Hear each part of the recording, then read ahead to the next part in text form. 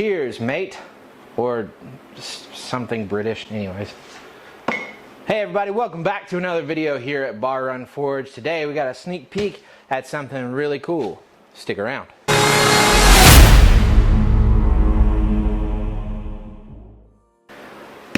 So by something really cool, I mean we got another surprise in the shop. I received a package earlier this week and I'm excited to open it up because it's heavy, and because it's heavy usually means it's something for the blacksmith shop, it's something for the forge.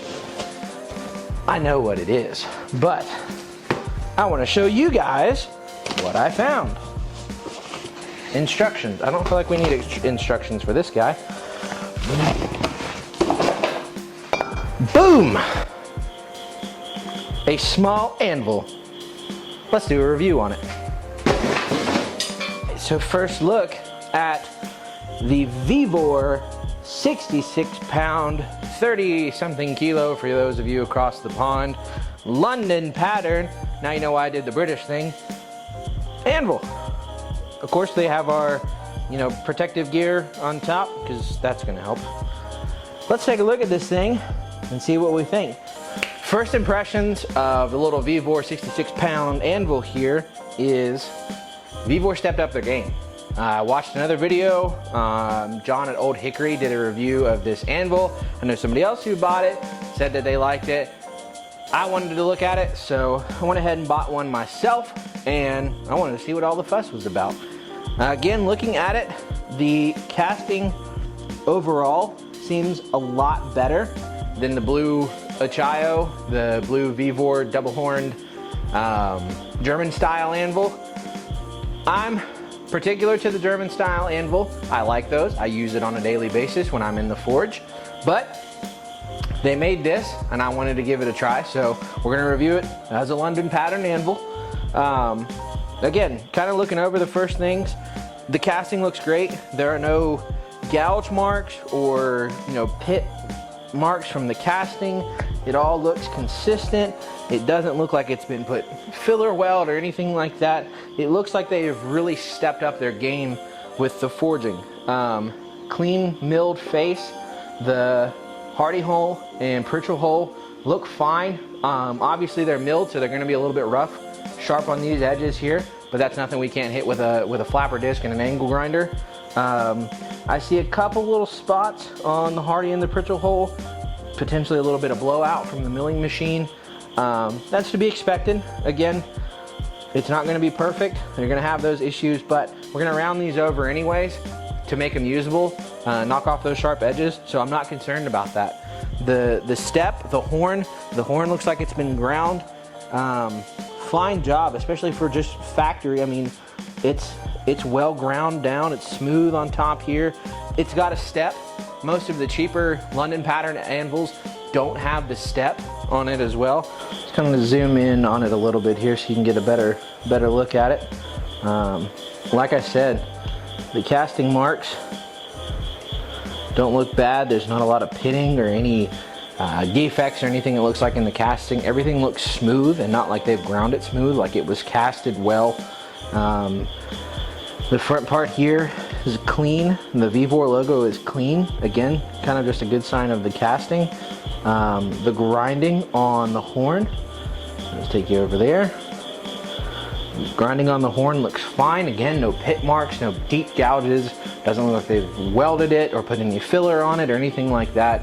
So out of the box, this is a very nice anvil. This is going to be an easy cleanup, ease the edges, clean up the hardy hole and the pritchel hole a little bit, get it mounted onto a base, and you've got a workable anvil pretty much ready to go.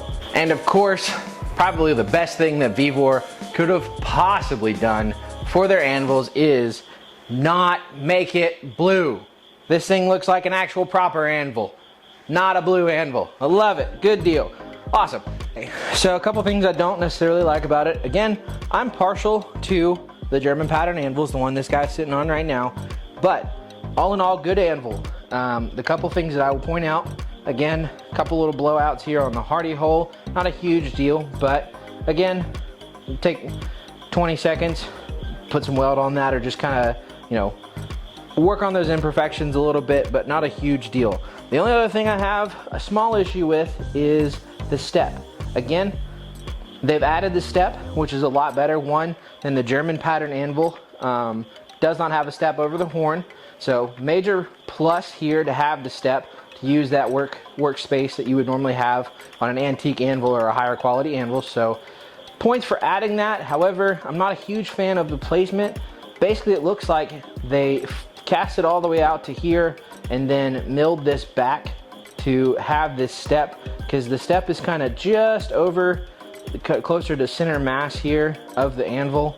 Not terrible, but on some of the older anvils, this would be where the face of the anvil stops, and then your shelf would come out, and then your horn would come out. Again, I get it, just to keep the quality as good as it is, for as cheap as it is, they're gonna put the step here, but that's kind of a little far back than most anvils. But again, not a huge thing, not a deal breaker on this little guy. So there's my kind of short review on it. The next part to review this anvil is going to be its functionality and its use. So first thing we got to do, ease these edges down. Like every fresh new milled anvil, cast anvil, you're gonna have to do some work to it. Just make it to where it's a usable anvil for you. So stick around, we're gonna go ahead and run a flap disc around this, just kind of smooth things up, clean it up a little bit. Once that's done, we'll heat something up and hit it. Stay tuned.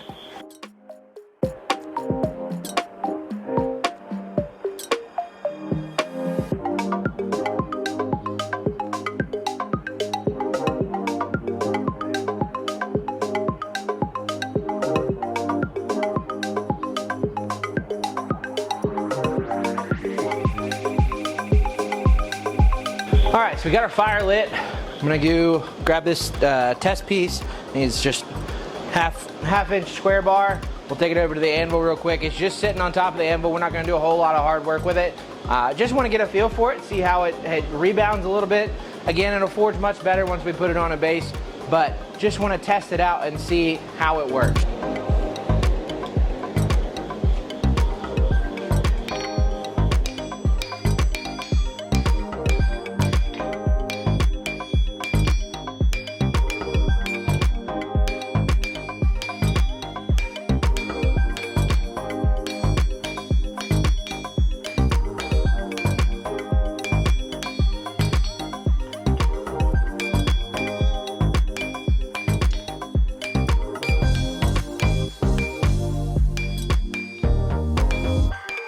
So we did a little forging on it. Again, not attached to a base, just giving it the old try and seeing how it forges. I think it forged great.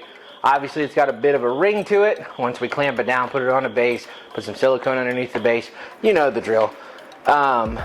It'll be a lot quieter and a lot more enjoyable to use. You don't want that ringing anvil as you're hitting on it all day and, causing ear damage and other things. So, like I said, the pluses, it's not blue, great thing. The casting seems way better. The quality and overall just build of the anvil, the casting and the milling and everything is great. Good job on the grinding. Again, coming out of a factory, usually they don't spend a whole lot of time on grinding and making everything smooth. They did a pretty good job on here. Some dislikes with it. One, the step. Not a huge fan of the placement, but overall not terrible. It does have a step, so that's a plus. But the placement, having it more forward would have been nice. But again, what the quality is and what you get for roughly around $130, this anvil is not bad. Like I said, a couple little chips and blowouts here on the Hardy and the Pritchell hole, some sanding, grinding. If you have to do some patch welding on it, not a huge deal. I did notice there were a couple that popped up here and one little guy up here. Just minor little defects, nothing to get mad and shake your fist at. But again, quality of it is great. Do some dressing, takes about 10 minutes or so with this one. Again, I don't know if the consistency in the quality, but everybody that I've talked to and the other video that I've seen on this have all mentioned that the quality is really good and they've stepped up their game and improved that. So good job on VEVOR's part to get these little anvils. Again, when you're working on a budget, these little anvils, these little starter anvils are great. They're cast steel, so you can get more mass in a less heavy anvil. and you don't mind beating up on it and, you know, causing a couple dings and mars and stuff when you're just getting started, because it's not an antique. It's a, you know, cheaply cast. Again, quality is good, but it is cheap. So it's designed for that beginner, or if you need a travel setup, it works great because it's lightweight, still has the things you need on it, and will work great. Overall, I'm pleased with it. Again, for $130, if you like the London pattern, and again, I'm gonna stick towards this one right now because the quality of this one is better than some of the Achayos. There are a couple other anvils now out on the market. We still have to do a review on, but right now I think this little anvil is a great buy. $130. Check it out on VEVOR. We do have an affiliate link. Sometimes they have that 5% off promotion, so knocks a little bit off, gives us a little return. They didn't sponsor this video. This was something I purchased on my own. Like I said, we just have that affiliate link if you feel like helping out the channel a little bit in that way. And if you want to get your hands on a nicely made 66-pound London pattern VEVOR anvil, this is a great buy. I give my stamp of approval, and look forward to using it in other videos and continuing this series of Blacksmith on a Budget. So, as always, guys, thank you so much for sticking around. I hope you enjoyed my review of this little VEVOR 66-pound anvil. Hope to hear some feedback from you guys. If you guys try it out, let me know, and look forward to using it in the future. Have a great one. God bless. We'll see you on the next one. Bye-bye.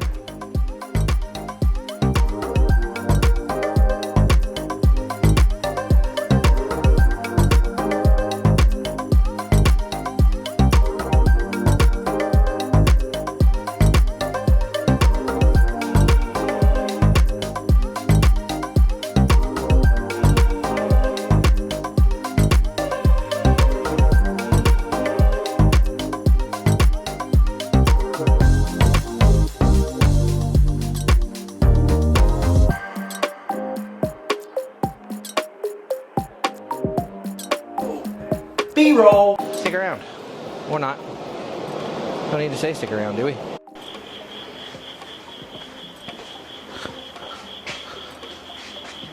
Make sure I'm in the shot.